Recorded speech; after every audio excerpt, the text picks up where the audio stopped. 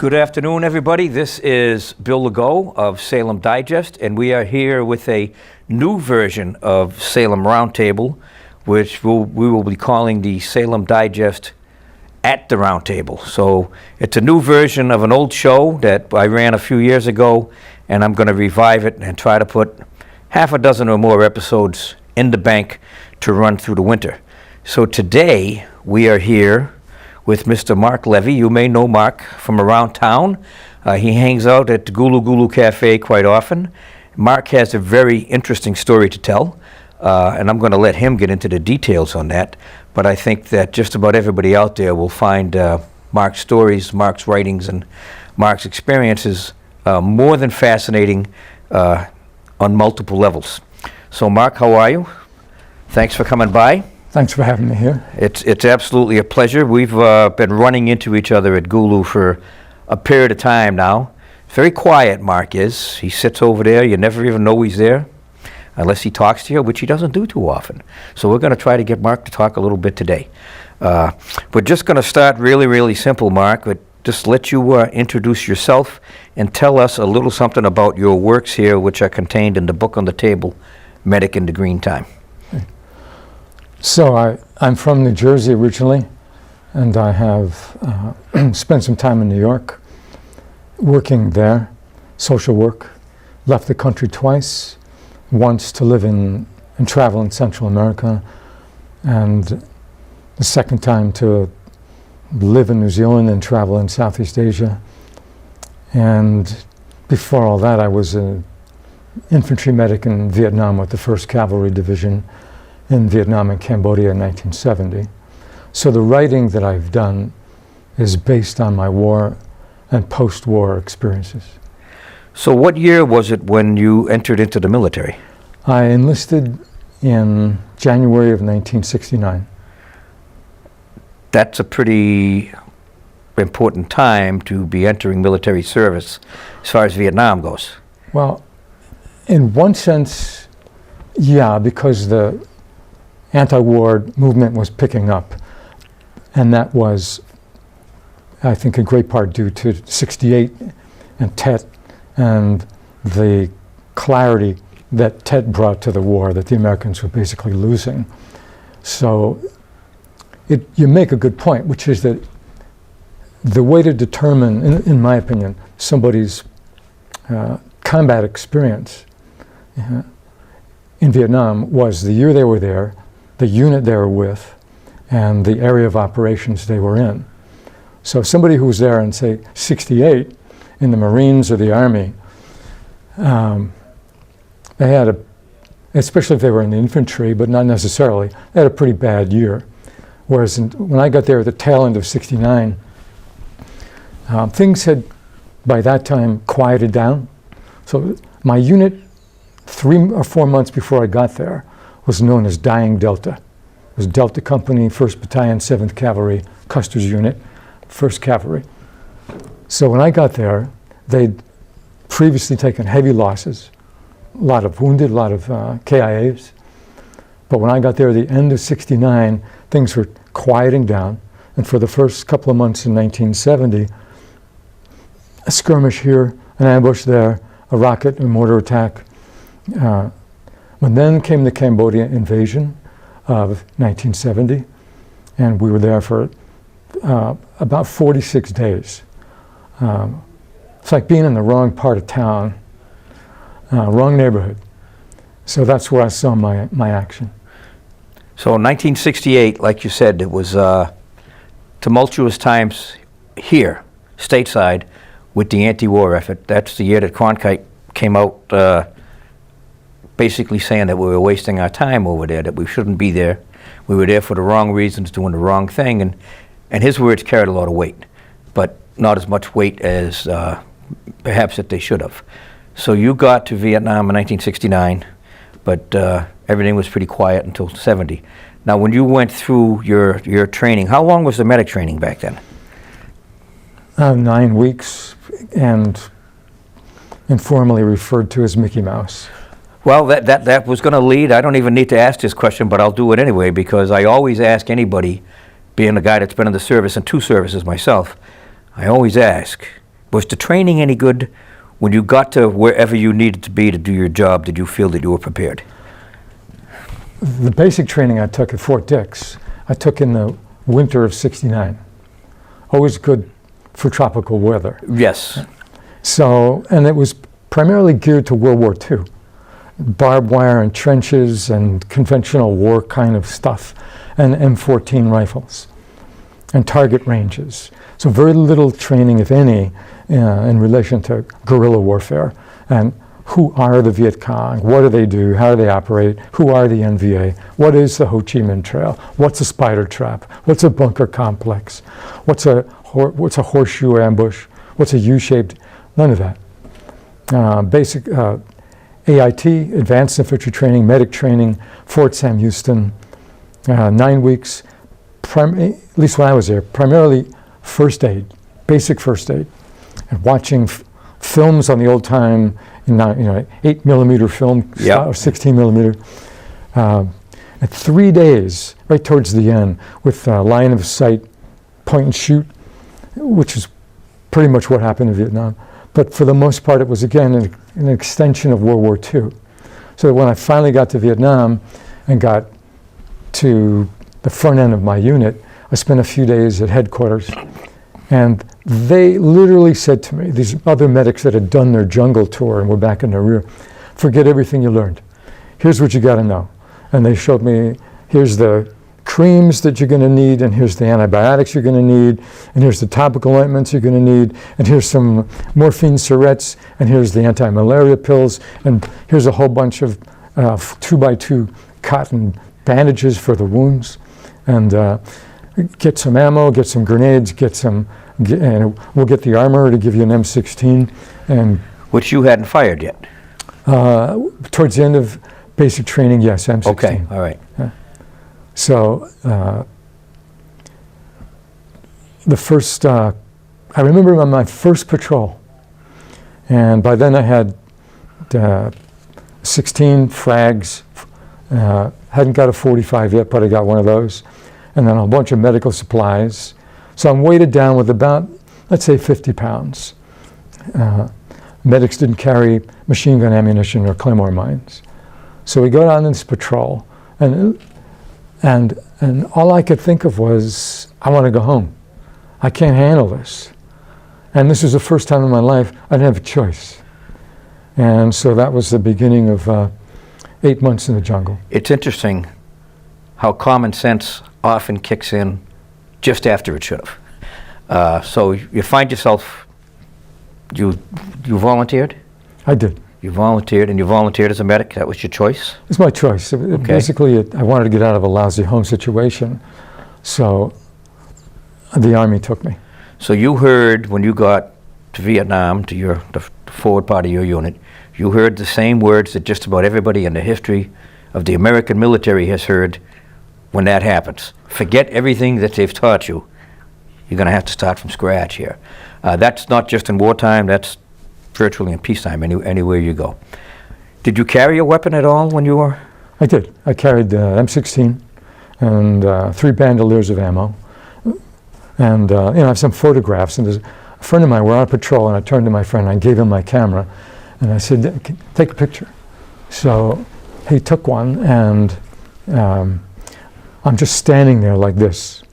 And right after that picture was taken, it's a good grunt shot. It could have been anybody in the platoon. It was me. And right after that, everybody dropped down because we thought we had movement, meaning we thought we heard the enemy. Right. But we were okay. A couple of, let's say 2 or 3 months after I got to the company, we spent a few days in the rear. And some guy with a rear job, we started talking, and he said, what do you do? I'm a medic. Would you want a 45? Sure. And we walked into this little alley, and he gave me a chrome-plated 45. Chrome-plated, nice. Yeah, which I carried for about 5 months. Easier to carry than an M16. No, I carried the You carried 45. Oh, yeah. Well, you hear about some medics that choose not to carry a weapon. Well, I even didn't though need any they're of those. supposed to. So No, I mean, every medic I ever met, at least an M16. One guy, I don't know where he got it, but he carried a grease gun. nice. World War II grease gun. See, he had some quick firepower there if you needed it. So you've put a lot of your experiences, if not all of your experiences at this point, in print. You're online. We will share later the website, Medic in the Green Time. It's a nice website that I think everybody should look at. You're in Vietnam now. You're meeting a lot of people that you've never met before, and you don't know at first how much you're going to have to come to depend on some of those people. You're sitting around for 2 months. When did you start to realize that some activity was going to be occurring soon? Well, you're talking enemy contact stuff? Yeah. I don't know, let's say that, the first couple of weeks, I think a dim recollection at this point of that early time, but beautiful, pristine jungle, and just awed by the beauty of the jungle, the light, the jungle sounds, the smells, and then kind of hard to get used to the daily grind. But when we've made, I have a recollection of an initial ambush, and it was a cakewalk. The platoon was out. My platoon was, let's say, 100 yards that way, and another platoon was 100 yards to our, say, south. And they had set up an ambush, and 3 NVA just walked right into it, daylight. So they just blew their legs off of claymores, and then just started opening up on them. And then they called us for backup, which they didn't need. And by the time we got there, these 3 guys that were just getting hammered. They're screaming, and the GIs are just picking them off like fish in a barrel. And this is my first time, I'm pretty sure.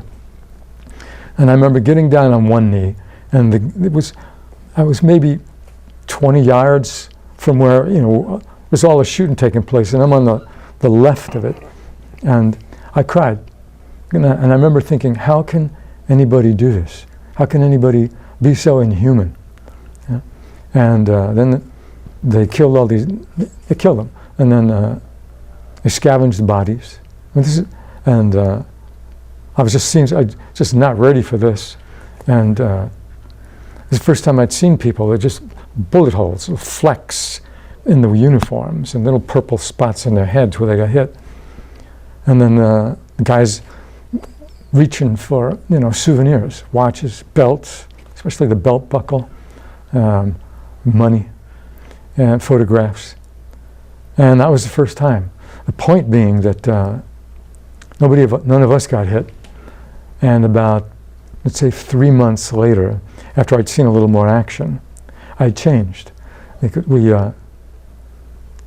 ambushed some people, and then after we scavenged and that thing, we're walking past the bodies, and one NVA guy jumped up.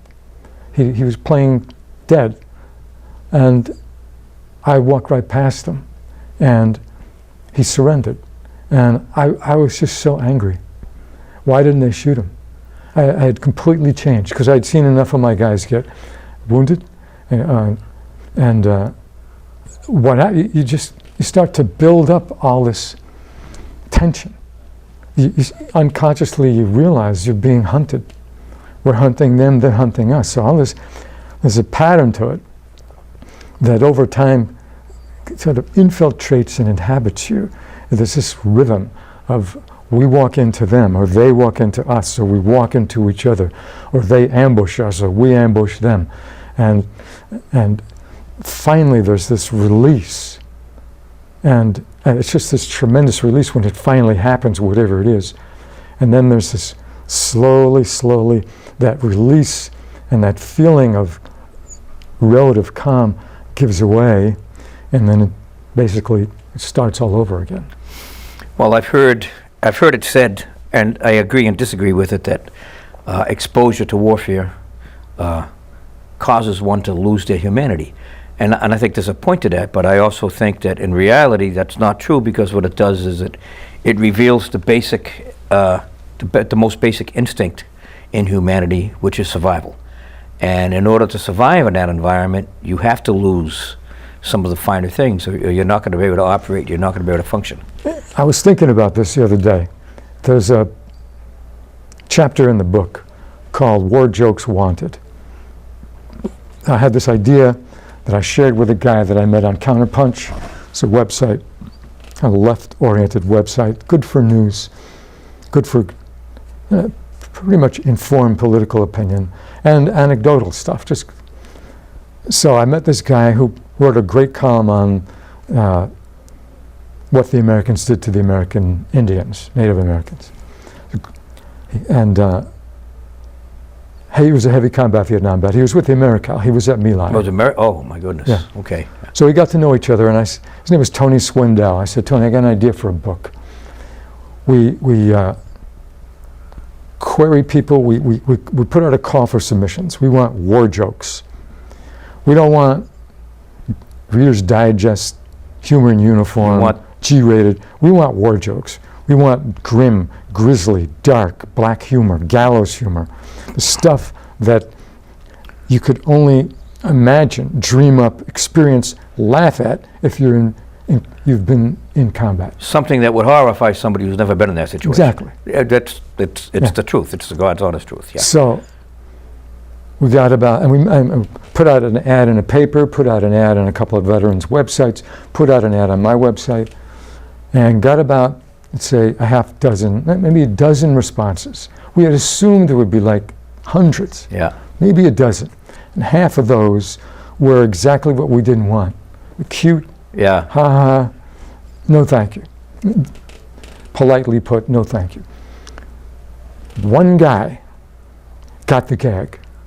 I mean, there were a couple of ones we took, but one guy was a Marine officer. And I read that joke and I laughed out loud, and it was just gruesome from the get-go. And I thought about relating it, and then I thought, no, I think we'll just buy the book. It perfectly epitomizes what you're talking about, or at least one dimension of what you're talking about, which is that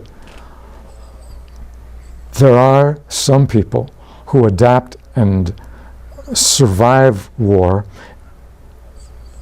or other calamitous situations by finding a form of humor in it. Yes. This guy's humor was so macabre. Only combat vets could feel safe in laughing at it. But appropriate for the arena. Like I said, I don't think you lose your humanity. I think you take parts of your humanity and put it on the back of the head and lock them up for a while, because you won't survive. Yeah. You won't survive. Emotionally, you won't survive. The unfortunate part of that is down the road, you're going to pay for that. I think that's probably where a lot of the PTSD comes from, is the fact that you put that stuff away and you operate on just that survival instinct. So I look at some of your writings and you talk about individual people. And you can tell, and you just come right out and say it. I liked this guy, I didn't like that guy. Here's why I didn't like this guy. And I just, early on one story, you're talking about this soldier who was a machine gunner and would drag his ammo behind him as you guys were advancing. And of course, the whole objective, especially in jungle warfare, is to move quietly. So, were you surprised to see that sort of thing when you started to go out? At some people that basically checked out and didn't care. Did that provoke anger in people? Yeah, that was Brother Al. And Brother Al was, he was a black soldier, and he was one of the more militant black soldiers, because it was an unpopular war, especially with black soldiers. Right.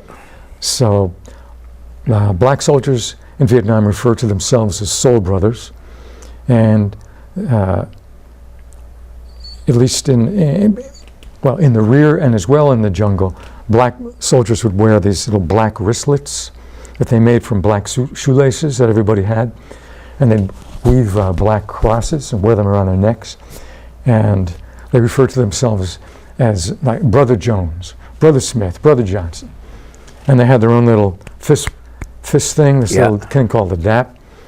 And at least in my unit, everyone got along pretty well. But Brother Al was militant and angry, and he acted out by dragging the machine gun ammo, which was in a little Claymore bag, behind him on patrol, and just saying, I don't, just complaining about the war. And nobody liked it, because you can't do that. You can't put everybody in jail. It was just, in one sense he was right? And on the other hand, you don't jeopardize the whole platoon because of your ideology. His social commentary was accurate. There was another guy. The practical application was not. There was on the other hand, the perfect opposite. There was a white guy. He might have been a college graduate. He just had the air, he just had this like bourgeois quality about him. He didn't belong in the infantry. So one day we're on this patrol in this really pristine part of this Song Bay province. And he just said, that's it. I'm not going on any more patrols. I quit. I just quit. And the response, so it was like this gentleman's enunciation. It's the opposite of acting out. It was just making this polite statement, So the platoon's response was to say, great, good, see you around. And we left him. And of course, he scurried along, and that was that. Yeah. But there were kind of notorious events in the rear where black soldiers opened up and killed some people, shot some people. Yeah, there was a lot of that. I didn't see it. I heard about it. There was fragging, of course. It was a time in the military history of this country where they were in too much of a rush to produce leaders. Brought in a lot of officers that probably shouldn't have been officers, shouldn't have been in leadership positions, and obviously they were unable to control some of that, which I think was you probably had similar situations in every war ever fought. It's not unique to Vietnam, but I think it was out in the open more in Vietnam, and maybe more people doing it. I don't know. Did you? As time went on, these guys did they eventually come around? Do some of them stay that way? When you go out into the field, you're dragging your ammo behind you. If there's a firefight, is he doing his job? He was transferred out. Yeah. And that happened, I think, a lot over the course of the war, where you had soldiers, on the other hand, who were unfit for combat in the first place. They should have never been inducted. But because McNamara instituted this program in the late 60s, which became known as McNamara's Follies, you had around something like 300,000 guys who were drafted to up the manpower because there was a shortage of guys because of the growing protests against the war. So we had a couple of those guys in my platoon.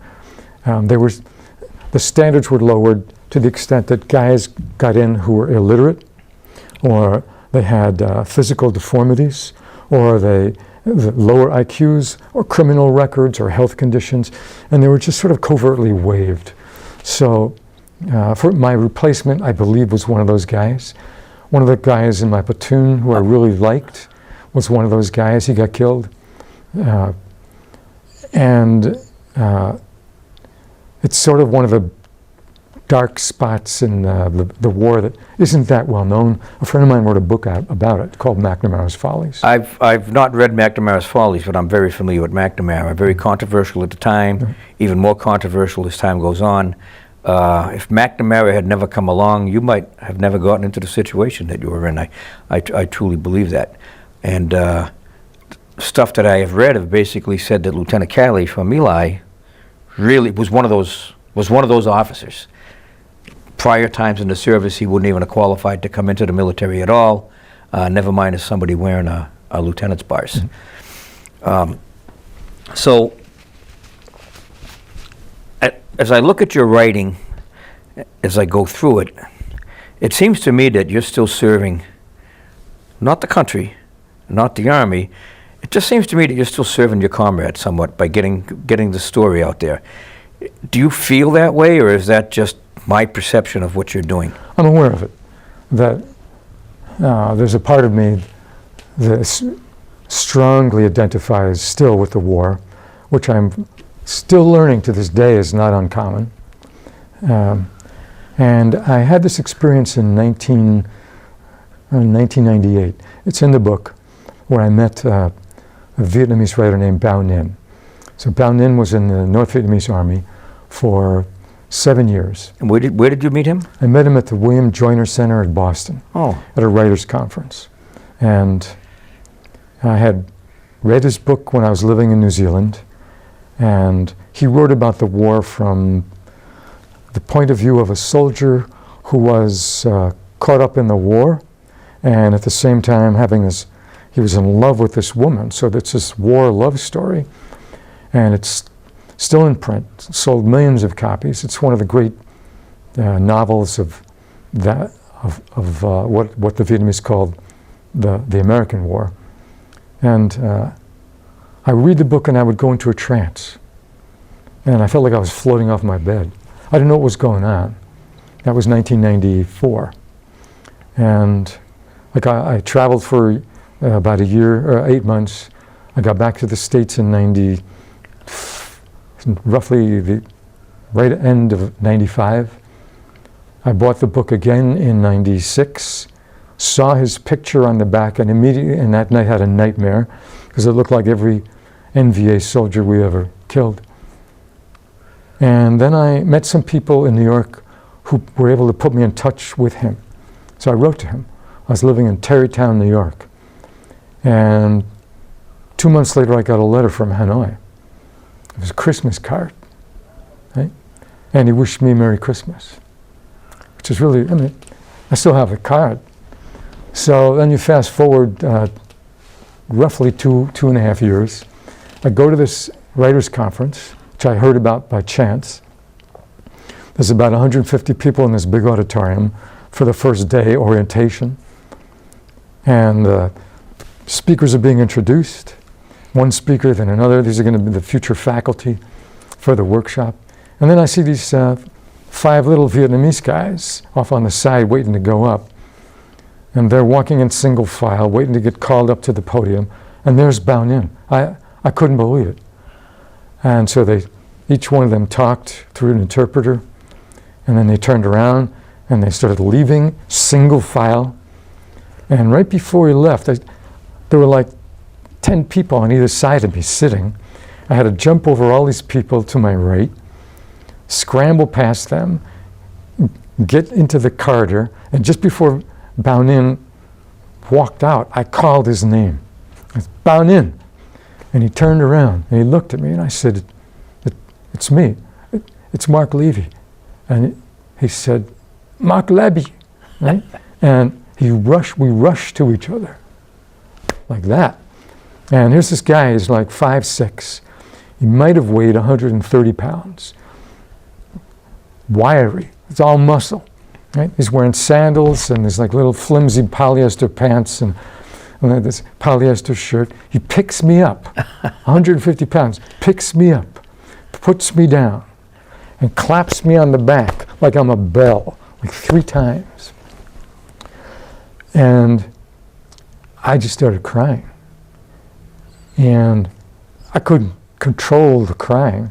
And then a woman named Lady Borton, who's an author and an American who lived in Vietnam during the war as a nurse, tended to the wounds of both sides. She came over and translated after I had calmed down, after Bao Ninh said in sign language, sit down.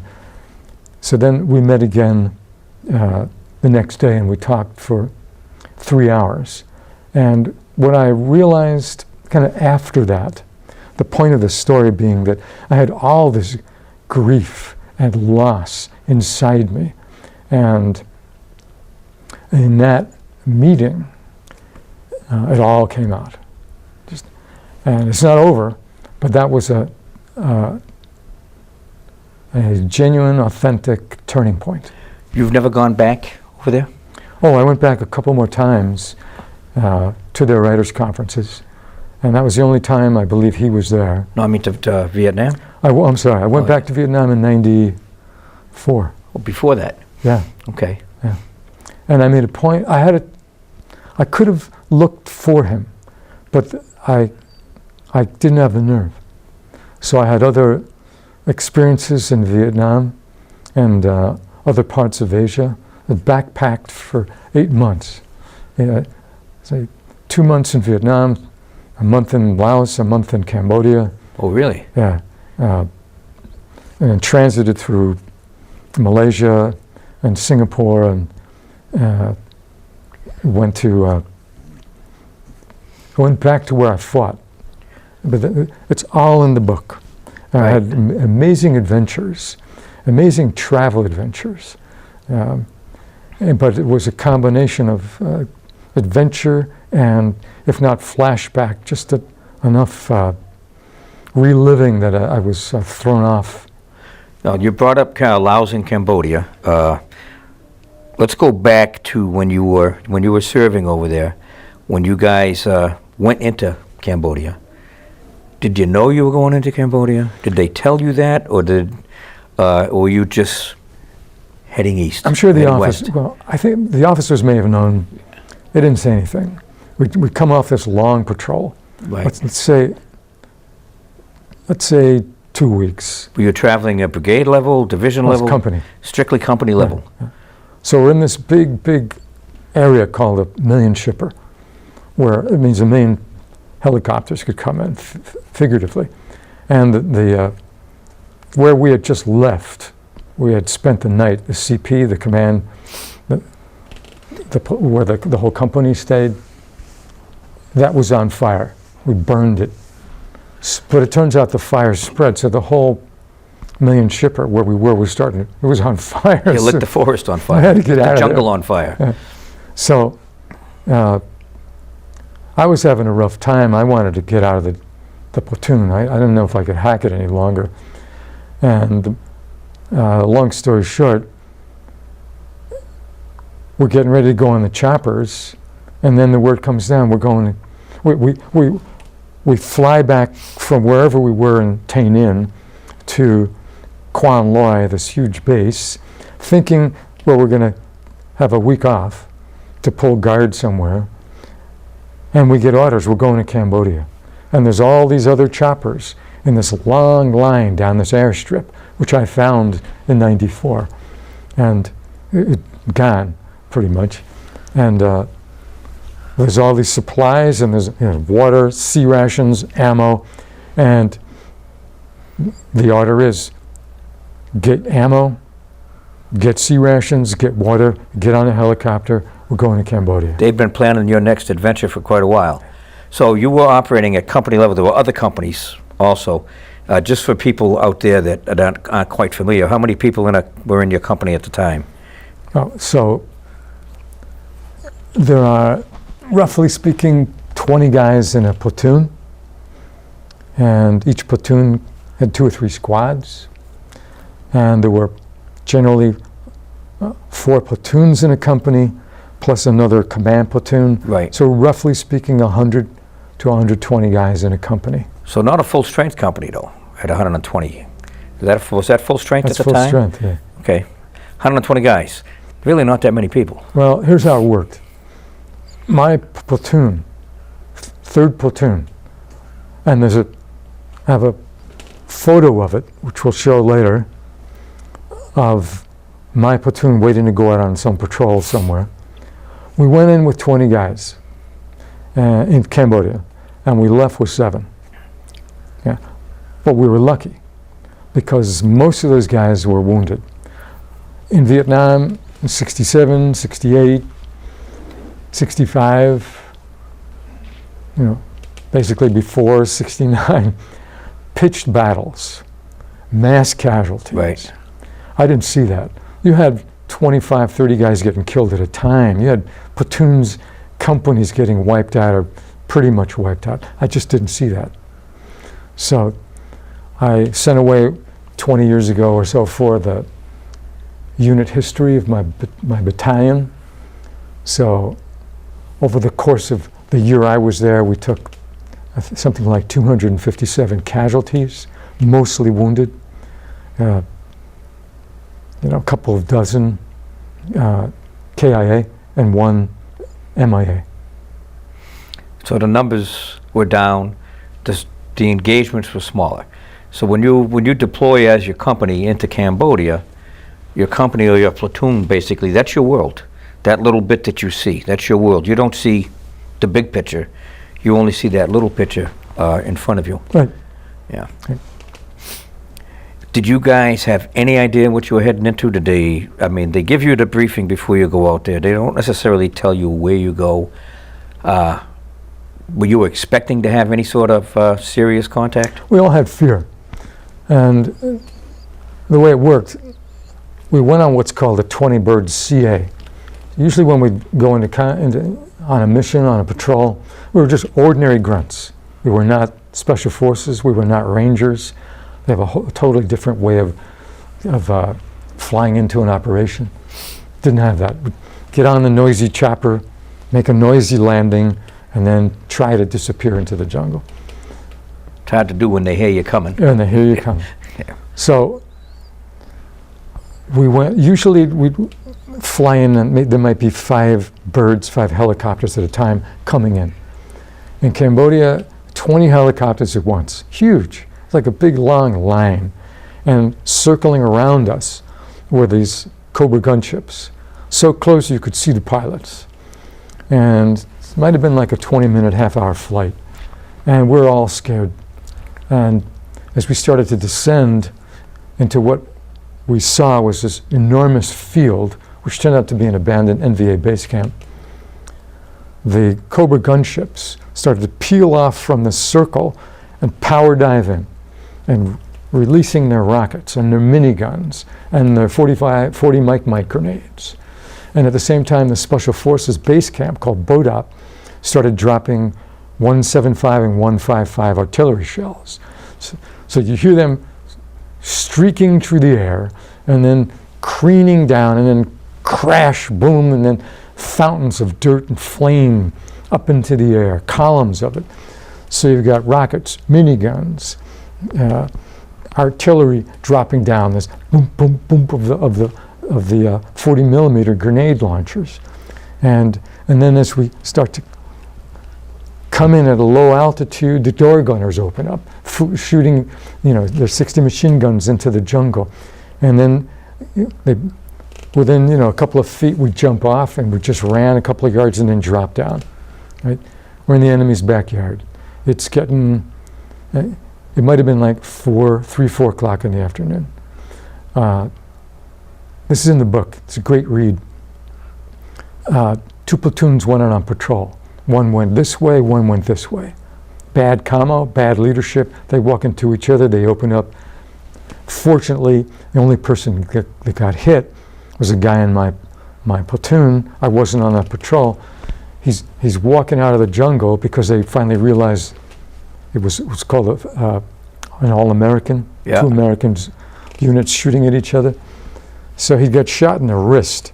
And he was one of these guys that shouldn't have been in the Army. He just should have never been in. And he was from Tennessee. And he's walking out.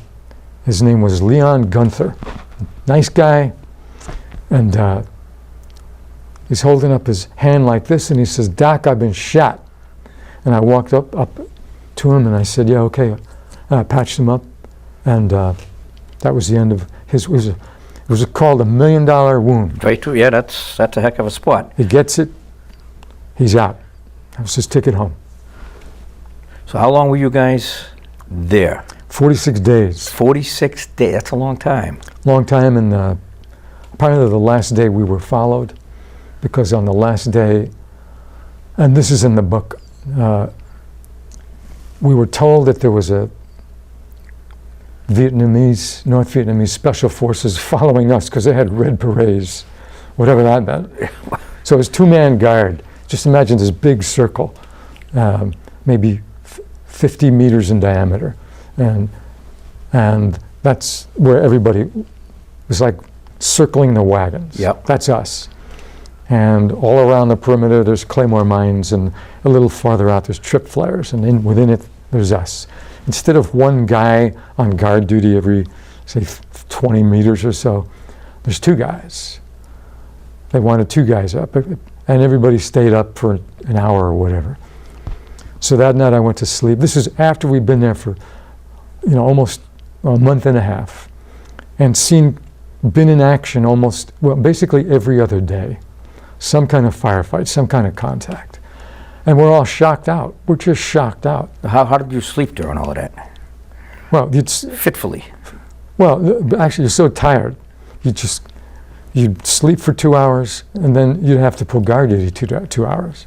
But that night, I slept with my ammo on, and my 45, and my M16 over here, and I had this nightmare. And I'm sleeping this way. Here's my head, and my friend Jerry is sleeping here, and there's his head. They're sleeping head to toe. Yep. Maybe 4 feet apart. And I'm in the nightmare. The NVA have gotten past the perimeter, and they're crawling towards me. And they're going to go past me into the center of the company. So I wake up. I wake up out of this nightmare, and I see these feet, because I look over here, or wherever Jerry's feet are, they're here, because my head is here. I see these feet, right? And I take out my 45, for real. I pulled the hammer back, and I pointed it at these feet, right? And just then, and this is in the book, the moon comes out, right? From behind these clouds. And I see the treads on the boot. They're American treads. Oh, that's not the enemy, that's Jerry. So I point the pistol back up, and I squeeze the hammer. I pull the trigger, lower the hammer to place, put the pistol back in my holster, and I lean back, and I don't know if I went back to sleep, but finally day came, and I didn't say anything. And then we thought we were going to fly back to Vietnam, but we walked back. We just walked another 1.5 miles or whatever it was, through this mud, up this muddy, long muddy. This hill was so muddy and so slippery, it was hard to actually, people kept climbing up and falling. Finally we get past that, we get to this half-built fire base. And another month or two later, I was out of the infantry. 25 or so years ago, I found Jerry through the internet, called him up, we talked, and I told him that story. And his response was, "Gee, Doc," all medics are called Doc, "I'm glad you didn't shoot. It would have put a dent in my golf game." No doubt. Absolutely. No doubt. I wouldn't have been surprised if he would have said he wish you had shot him, just so he could get out of there. But Jerry Beak was a man's man, a great squad leader. I have some pictures of him. I mean, you can just tell this guy, sort of the, I think he was Polish, the Polish version of Rocky and Sylvester. I mean, this guy, he just emanated leadership. Well, I've talked to a lot of people over the years that have been in some combat here in Vietnam at one level or another, including some helicopter pilots that were friends with my cousin who was an Army aviator. And this one guy, LaRay Todd, always said, when you're back at the base camp, there's lots of posers, there's lots of people with secrets, there are a lot of people that are pretending to be what they're not. But once you get into the shit, as they say, that stops. You know who's who at that point, because you just have to. So you guys spent 46 days in combat. You're in touch with some of these guys, obviously, all these years later. There's a chapter in the book called Overrun in Cambodia. And I got in touch with a bunch of guys over the years who were in Bravo Company, in the 1st of the 7th Battalions, a sister company. And for whatever reason, I was able to, there were more of those guys who were on the internet than Delta Company. I don't know why. I met a couple of guys from Delta over the years, but many more on the internet, Bravo. And I put out a call for everybody who survived LZ Ranch in Cambodia. It was a big, that's the base we flew into. From there, we'd go out on a patrol, then we'd come back. So go out for 2 weeks or 3 weeks, come back, spend a week around the perimeter pulling guard, menial duties in the day, go back out in the jungle a week later. So around I'm pretty sure it was, is it in May? I think it was June 16th. LZ Ranch was overrun. And that meant that around 2 o'clock in the morning, probably 20 NVA sappers, these guys are specially trained to crawl through barbed wire, which they really can do, Right. very slowly. They got through the barbed wire, and it's a really primitive fire base. I mean, it was primitive. Just bunkers, sandbags, a couple of artillery cannons, mess tent, communications tent, an aid station. Really primitive. And then one side of the perimeter, one section of it was way too close to the jungle. And that's where they came in.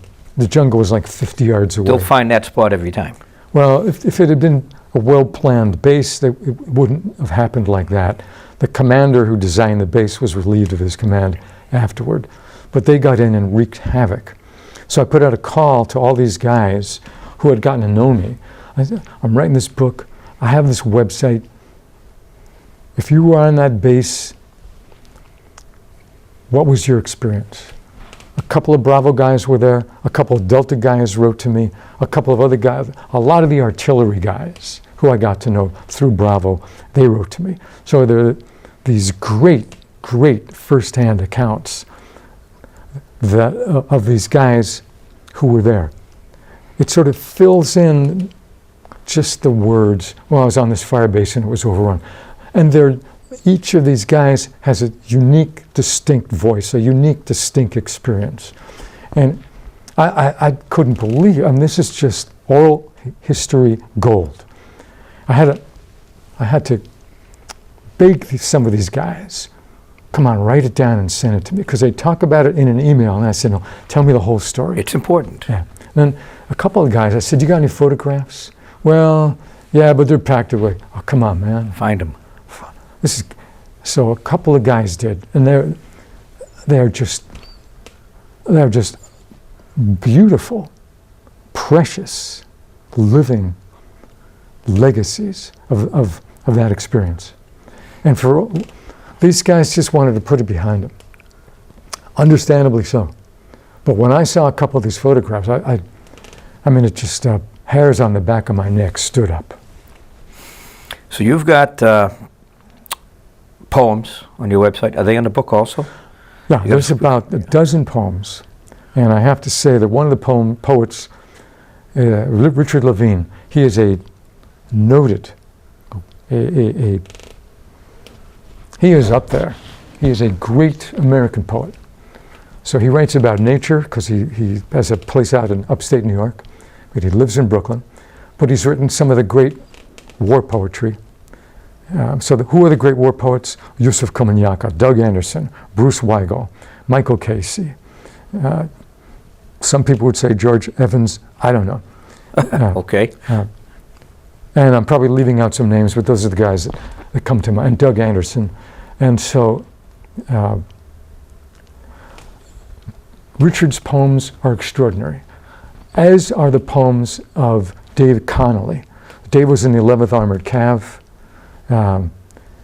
He's been interviewed and written various articles and been showcased, and he's in a documentary. His poetry, in my opinion, jumps off the page.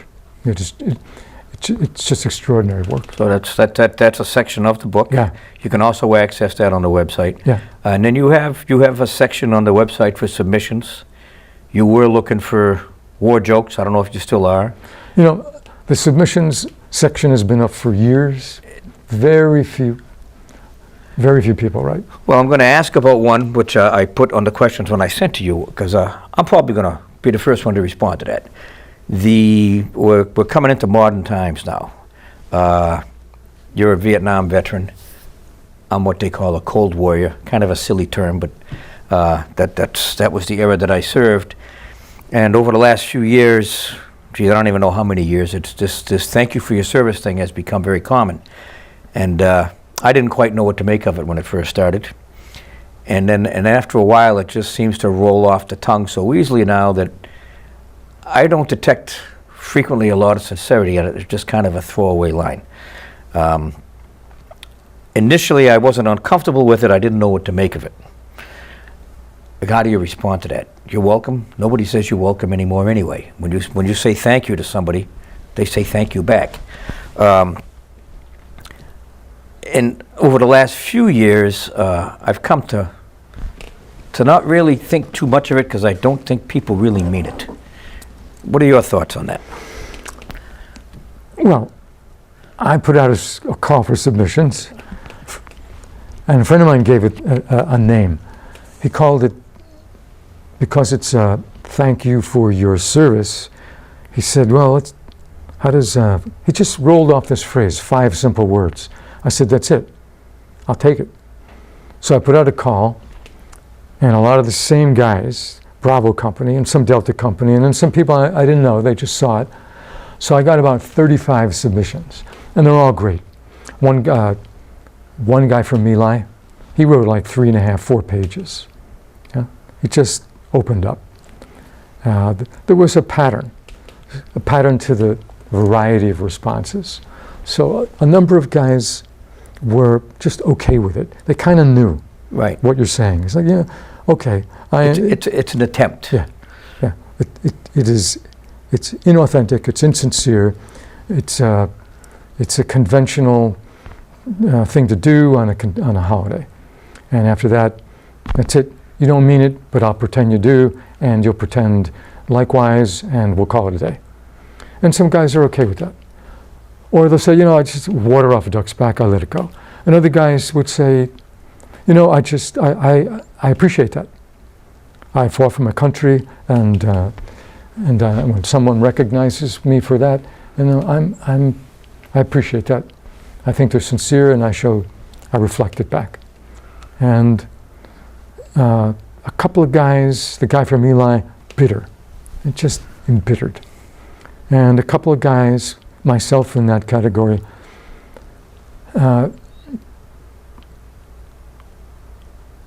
uncomfortable, and expressing emotional uncomfort. And here's the reason. Here's the logical reason behind the emotional discomfort. And I'll illustrate it this way. I was sitting in a little meeting about 4 years ago in South Hamilton. I'm going to do a show for this little program called Pathways for Patriots, which is kind of affiliated with the Patton estate. So I'm sitting next to this woman. We're all going to be in this panel, and we're just kind of prepping. And she turned to me and she said, and she had lost her brother in Vietnam. So we're roughly the same age. And she said, I just want to thank you for your service.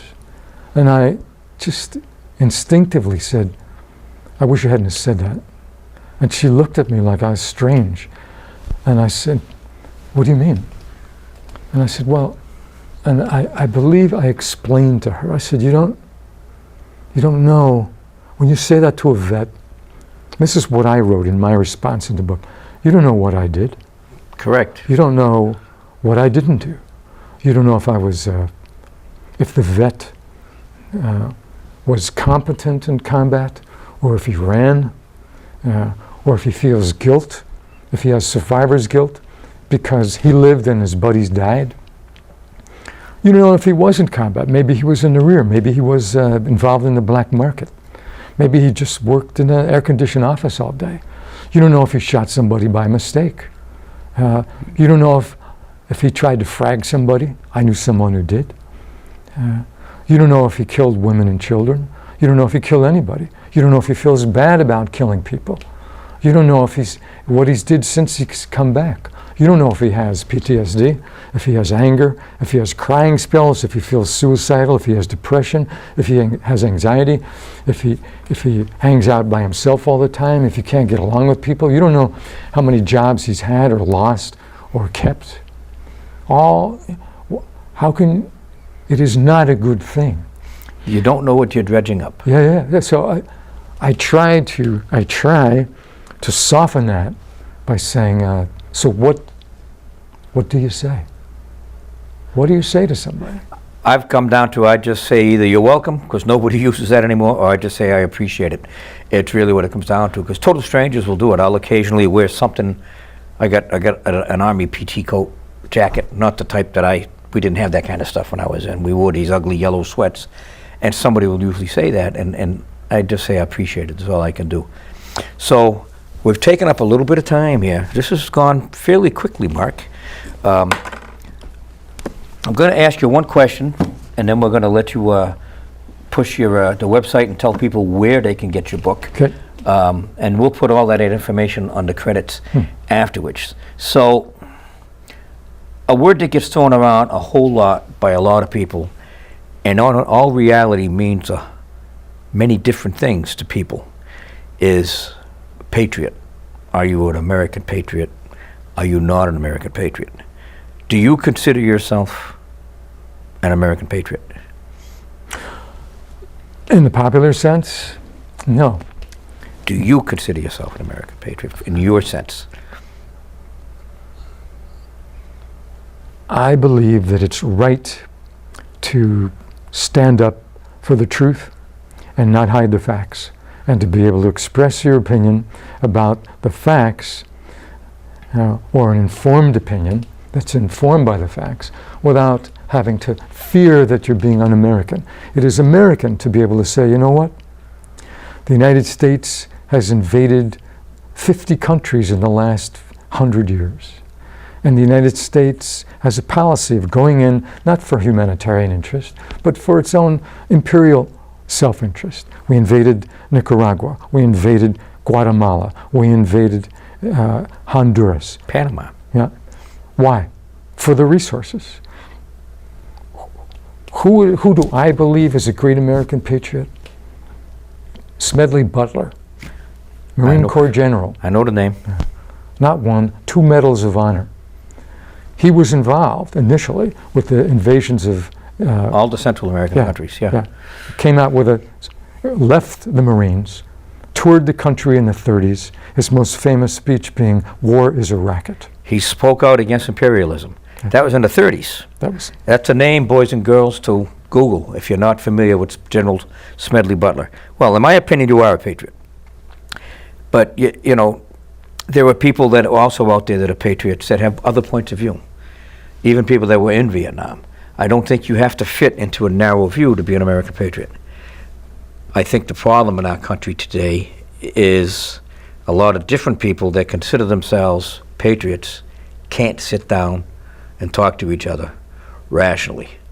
And I think that works like this contribute toward a rational discussion. People that have had these experiences, that have been formed one way or the other by these experiences, like you and the people that help contribute to your book, are putting their thoughts down for other people to see. That, what you're doing here is a patriotic act, in my humble opinion, for what that's worth. And I appreciate that. Where can we get your book? Okay, so the book is available on my website, and it's available on Amazon. So on www.Medic in the Green Time, and on Amazon, and we'll put all that information up. And you also have a fairly new Facebook page now, and we'll put the Facebook link up there for people too. So that's it, guys. Mark, thank you very much. You're a great conversationalist. I didn't really have to do anything. Good to I be just sat here and nodded my head a lot, and I appreciate you being here. Salem Access TV appreciates you being here, and we wish you the best of luck as things move on. So that's it, guys. We're signing off. Sorry that I didn't groom my beard better. Wearing these things makes it tough.